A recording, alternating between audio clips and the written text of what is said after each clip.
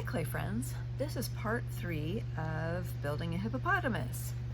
The first thing I want to do before I even uncover my hippo body that's been firming up is I want to refresh my memory and look at my reference material and look at the overall shapes of the hippo, and then I'm going to uncover my hippo and take a look at all different angles and see where I need to like add or subtract some clay. So I'm looking at profiles, front, back. Here's some other reference material. These are smaller, the other ones are just blown up. And then I'm going to refresh my memory on my sketch and look at my dimensions. My goal was to have about 12 inches long and 4.5 inches wide, so I'm going to double check that. I'm going to really check out some of these, the wrinkles around here. I'm going to turn it over. I haven't been able to work the underside yet because we just added the head last time. And then last time we also took a look at the profile, so I'm going to make sure that that belly is still the prominent feature when I look straight on. So once I take a look at my reference material, now I have the opportunity to unveil my hippo body and look at it with fresh eyes and see where I need to do some adding or subtracting. And again, in sculpture we always work big to small, so we're worried about big shape, and then we're going to focus in narrower, narrower, narrower, and very last we'll talk about some of the details, eyes, ears, and textures. So as a review, we've taken 2 pinch pots, sealed them together. We have 4 solid legs on this particular guy because they were exactly 1 inch thick, so we were able to get away with just putting solid legs on. So we let him firm up, and then we were able to turn him over, and we made an elongated pinch pot, attached it with coils to the neck, and this was a lug of clay that we put underneath just to support the head until it firmed up. This set loosely covered overnight, so now I'm going to take this lug away, and the head is firm enough to stick. So now he's solid. I can handle him without distorting the shape. So I'm going to flip him over, and I'm going to look and see where we need extra rolls of skin. One thing I want to pay attention to is if you look at the legs, they have quite a bit of skin. The upper part of the leg, the upper half of the leg is thicker than the lower half from most angles. So they've got quite a bit of skin that kind of hangs on that top half of the leg. Here's another good view. So they've got all the skin up here, so it's thicker and then thinner. So we're going to work on carving that, adding a little bit of clay here and carving out, thinning the bottom half. So let's roll this guy over here. So you can see here, there's visible coils where I attached the head yesterday, and I haven't been able to turn it over and blend it. Also, look how skinny that is. They're quite a bit thicker through here. They actually have their rolls of skin that go through here. So I'm gonna blend that, but I'm gonna add a whole nother layer of clay on there so that he looks more like a real hippo in terms of having the extra skin hanging off of there. So I'm going in, again, this is the wooden knife tool. I'm using the rounded end and just dipping it in water a little bit. And I'm blending, I'm dragging some clay from that coil that we added yesterday, and I'm dragging it both directions. I'm dragging some of the clay onto the head and some of the clay onto the body so that it's got a really good seal there. We don't want that to come apart. Then I'm going to grab some fresh clay, some fresh soft clay, and we're going to roll out another coil and add the layer of skin that attach the head, neck, body area, because this guy's just way too skinny underneath the head. So I've got some really soft clay. I'm going to put a couple different coils in here and leave a little bit of a line in between them to make it look like those rolls of skin that they kind of have hanging on there.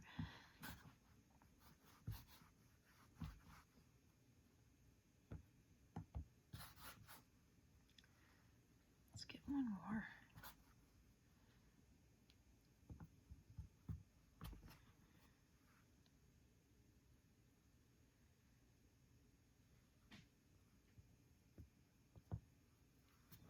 So I'm ending up with 4 coils that I'm adding, and they're all different thicknesses and lengths.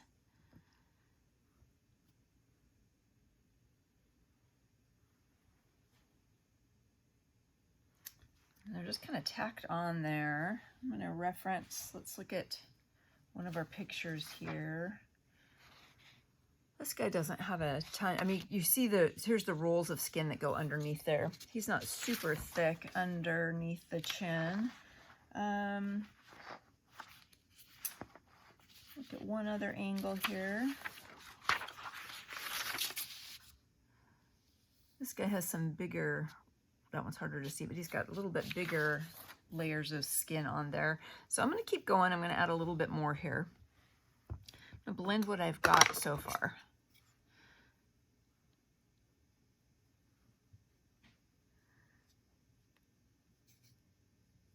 So I'm blending this and attaching clay in all different directions, but I'm roughly blending it. I'm kind of leaving the indication of the coils there, and then I'm actually going to exaggerate that. I'll accentuate it and draw some of the lines back in there to make them look like those rolls of skin that we've got. So whatever animal you're looking at, the main thing for the next couple steps is really a lot of looking at your animal and seeing where you need to add or subtract. Where do they have folds in their skin? Where do they have more volume, or where do they have less volume that you need to take away? So I'm kind of trying to look at the profile of this. I'm gonna add a little bit more right there, a bit more right there.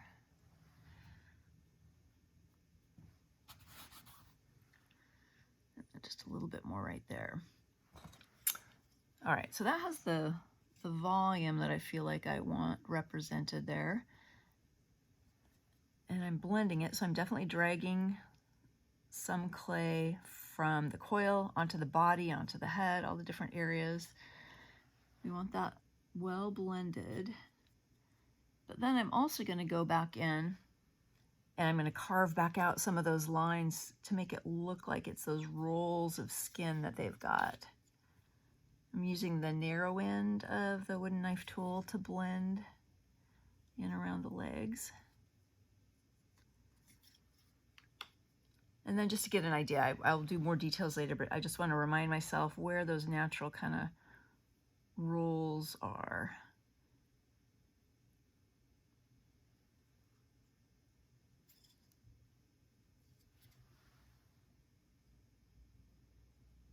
Okay, so after that firms up, we can go back over it, blend it better, and then go over it with a brush to smooth it out. But this just kind of gives us that rough idea of some rolls in the fat and wrinkles there. So let's look at these legs. I'm not going to do all four, but I will show you what I'm talking about. This guy's firm enough now, I can actually set him down either on my board, or if I'm worried about it, you can go back and grab a towel, or we talked about maybe some packing foam or something. So let's turn them upside down and let's have a look at one of these back legs. So in the picture, you can see it's narrower and then it's got this big chunk of skin that comes up. So we can use the sharp end of the knife tool and start to carve and shave the lower half and thin that out. And if we get enough contrast, then that's all we need to do. If you're not getting enough contrast, we can add an extra coil right up here where that extra skin is. So if we were going to add an extra coil, we would want to score this with our serrated rib right here, because this is pretty dry. We made this a couple days ago now. So we're going to add wet clay to it. We want to dip the rib in water and just get just a little bit of wet clay that feels like glue on the surface. And then we could add right here that saggy piece of skin and blend that really well. So I would go around all four legs and do that on all four legs until I get the shapes that I want. And then on the front side of the foot, so they're thinner through what would be the calf, but they've got a pretty big footprint there that looks a bit like an elephant. They've got big toes. So I'm going to carve this in a little bit on the front, and then we can add a little bit too to make it make some of those toes visible there. So I'm leaving this thick area where the toe would be, and then just thinning out just above it.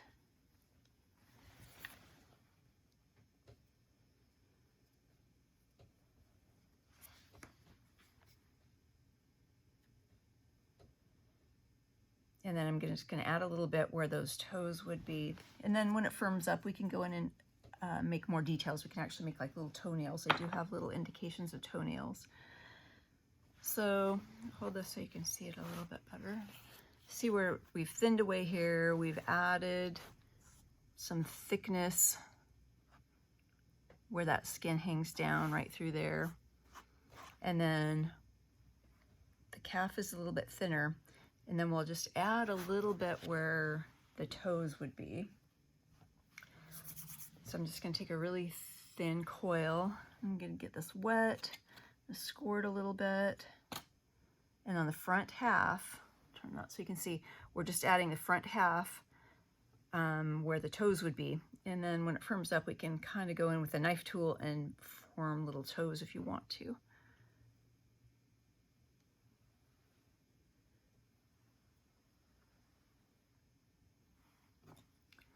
And we can go in from this side with that knife tool and blend that.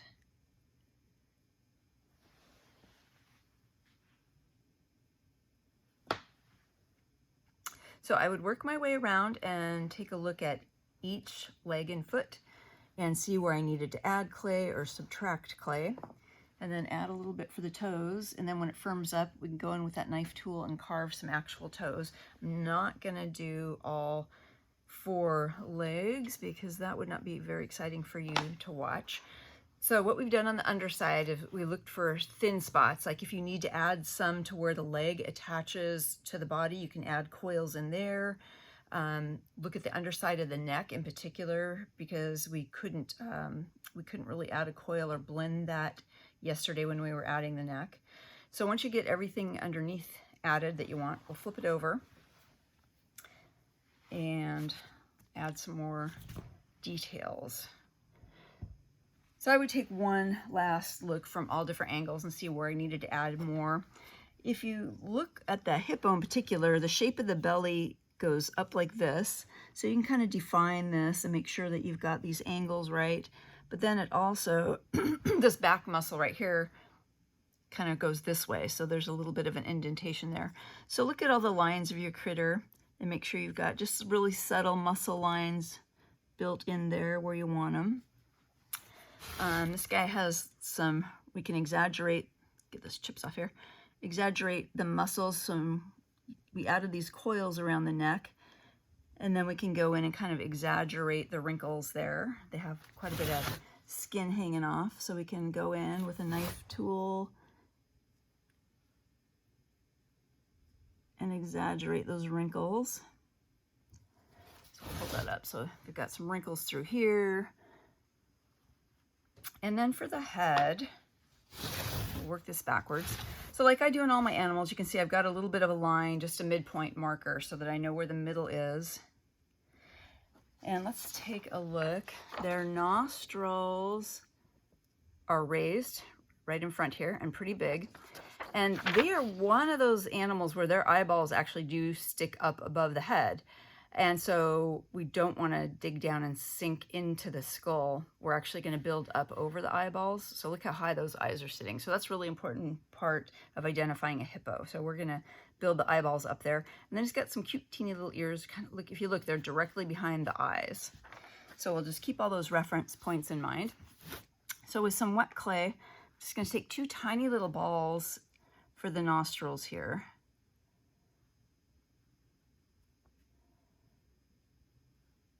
Try and get these 2 about the same size. Take little bits away, add little bits until they're the same size. All right, so I'm gonna get that wet underneath.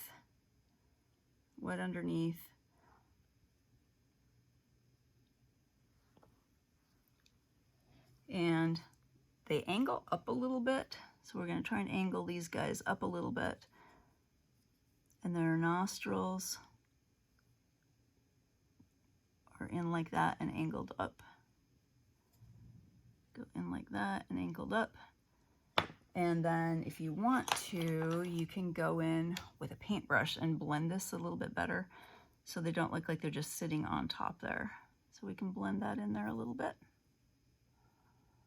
This clay is really wet. I actually am going to come back and I will work that a little bit more, blend it more after it dries, sets up a little bit. It's so wet, it's easy to make just a muddy mess. So that's going to give you the idea of a little bit of a nostril there. Their mouth is just a line. So one of the last things I would do is just come in with my wooden knife tool and just draw a line down there for the mouth. So let's look at the eyeballs, because that's a little bit unique on a hippo. So I'm going to roll 2 eyeballs out. The amount of the eyeball that's showing is minimal. I think I measured out, if my hippo is 12 inches long, the amount of the eye that's showing is only 3/8 of an inch. So I'm going to make some little eyeballs, but then most of those eyeballs is actually covered up by a lot of eyelid and the bone that goes over their eyeballs. So their noses come in and get a little bit thinner here.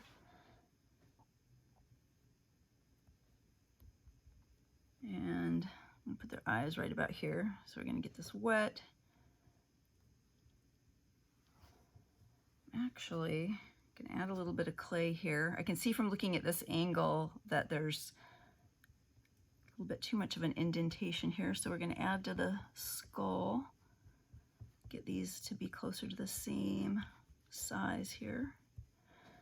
All right, and then we're going to take our eyes.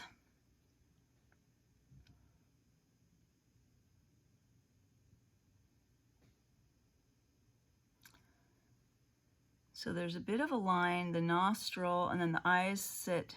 You can draw a line from the nostril straight up to the eye, and then the ear is right behind that. So we would sit our eyeball here, and then the same way that you know how to do from working on your masks, I'm gonna roll out some coils. The only thing that's different about the hippo is they have huge area above the eye. So the area under the eye is pretty subtle. So let's seal that underneath there. There's not a lot of area underneath there.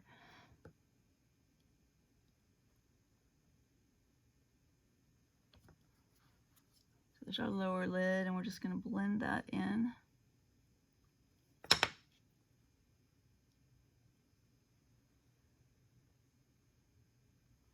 And then the upper lid is big, big, big, big, big. So we're going to end up layering a couple coils for that. So let's take out, it's a regular size coil for the lid part, but look at a lot of the eyes and you'll notice that these lids cover a lot of that eye. So this is going to come down, get this up closer. So I'm going to come down and cover, it's just a slit of an eye that shows. So the first layer for an eyelid, hold that up. So they just have a little bit of a slit kind of showing there. Then I'm going to take a second coil up higher and build that up. So here's a second coil. And if you look, you can see some creases and layers in those eyelids. So you can almost see that lower lid and then the upper one. So I don't want to completely blend this and get rid of this. I want to make sure it's attached and sealed well, but I want to leave that crease in there a little bit. So you can blend it with the tip of your knife tool and a wet paintbrush there. And then start to build up that upper lid there.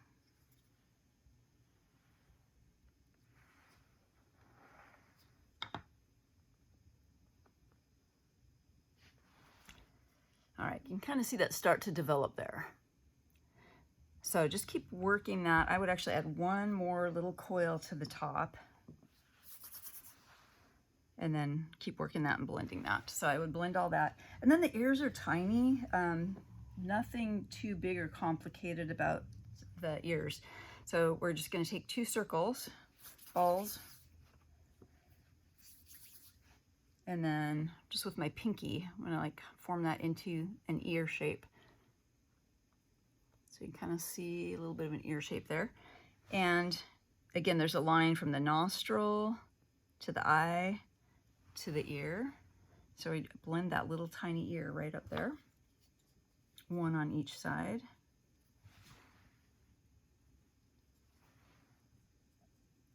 Blend that really well. So So hold that up. So that's our nostrils, our ear, our eye, and wrinkles and toenails. So these are all the key details to your hippo. So go ahead and get that much done and let that set up, and then we'll talk about the final tuning, just getting some texture and exaggerating any wrinkles you want to exaggerate. So we will talk to you after your hippo or whatever critter you're working on firms up a bit.